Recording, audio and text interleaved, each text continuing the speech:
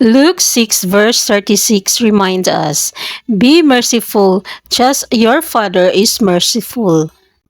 Sa mundong puno ng galit, inggit at sama ng loob, napakahirap maging maawain. Pero today, God is whispering to your heart, "Anak, piliin mo pa ring magmahal kahit masakit, kahit mahirap." Mercy is not weakness. Mercy is strength in its purest form. When you choose to forgive, to understand, to give another chance, you are choosing to walk in the very heart of God.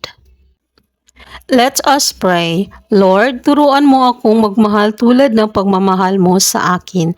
Bigyan mo ako ng pusong marunong umintindi, pusong marunong magpatawad, at pusong handang magmahal kahit walang kapalit. Gawin mo akong daluyan ng iyong habag sa isang mundong sobrang nangangailangan ng pag-ibig. Amen.